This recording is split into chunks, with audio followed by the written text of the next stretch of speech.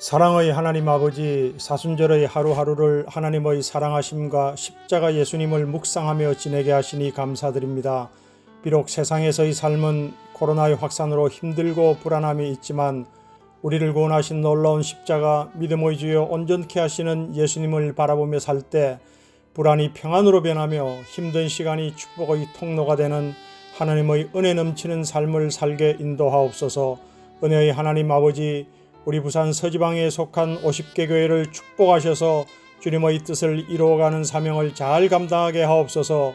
주님의 교회와 믿음의 성도들이 십자가 예수님의 겸손과 순종, 희생과 사랑을 본받아 거짓과 우상 숭배가 만연한 이 어둠의 세상에서 순종과 희생과 사랑으로 주의를 밝히는 빛의 사자들로 쓰임받게 하옵소서.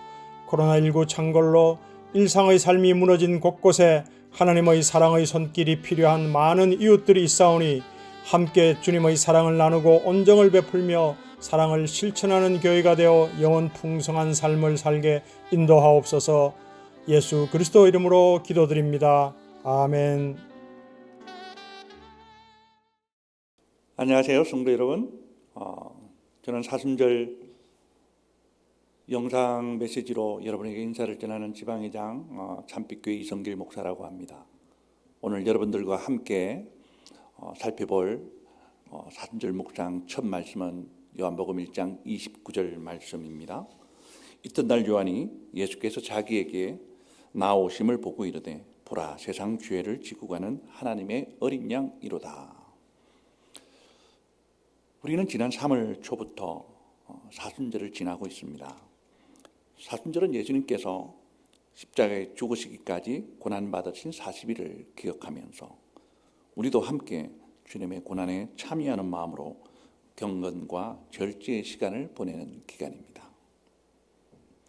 주님의 죽으심은 참으로 오랫동안 지속되어 온 사람을 향한 하나님의 사랑을 가장 정확하게 표현하는 사건입니다. 요한일서 4장 9절에는 하나님의 사랑이 우리에게 이렇게 나타난 바 되었으니 하나님이 자기 독생자를 세상에 보내심은 그로 말미암아 우리를 살리려 하심이라고 말씀합니다. 그러니까 주님의 죽으심은 우리를 살리시려는 하나님의 사랑의 표현인 것입니다. 하나님의 이 놀라운 사랑은 어느 날 갑자기 나타난 것이 아니라 너무나 오랫동안 구약에서부터 여러 가지 모양으로 하나님의 사랑을 나타내 보이시고 준비해 오신 사건입니다. 먼저 우리가 창세기에 보면 가장 처음 양을 제물로 드리는 사건을 소개하고 있습니다. 창세기 4장 4절에 아벨은 자기도 양의 첫 새끼와 그 기름을 드렸더니 여호와께서 아벨과 그의 기름을 받으셨다라고 합니다. 아벨은 하나님께 제사를 드리러 나올 때 양의 첫 새끼와 그 기름을 제물로 드렸다고 말합니다. 양의 첫 새끼가 바로 어린 양인 것입니다. 여기서 하나님은 아벨 한 사람의 죄를 용서하시고 깨끗하게 하시는데 어린 양의 제물을 받으셨습니다. 이것은 한 사람의 죄를 위해서도 기꺼이 죽으실 수 있을 만큼 하나님은 그 한 사람을 사랑하신다는 메시지를 주고 있습니다. 그리고 출애굽기 12장에서는 한 가족을 위해서도 어린 양을 잡으라고 말씀합니다. 이 사건은 하나님께서 애굽을 향한 마지막 심판으로 사람이나 짐승이나 그 처음 난 것은 모두 죽이시는 심판을 선포하시고 그 죽음의 천사가 애굽에 역사하기 전날 밤에 하나님께서 이스라엘 백성을 향한 은혜의 기회를 베푸시면서 전하는 구원의 메시지입니다.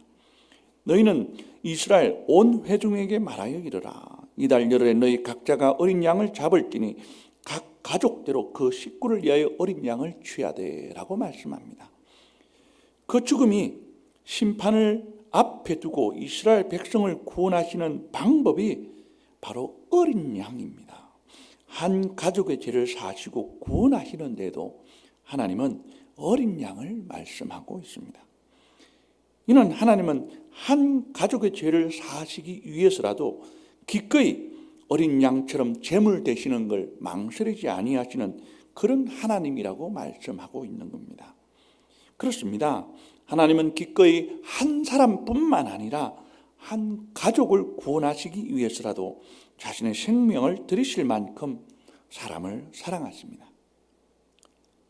더 나아가서 레위기 16장에는 하나님께서 대속죄의 규례를 정하면서 이스라엘 모든 백성을 사하기 위해서 또 제물을 잡는 부분을 소개하고 있습니다.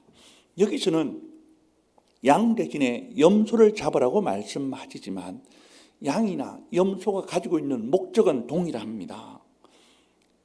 이스라엘 온 민족, 온 백성의 모든 죄를 하나님께서 사하시고 용서하시고 구원하시는 그 방법으로 염소 한 마리를 잡으라고 하시는 것입니다.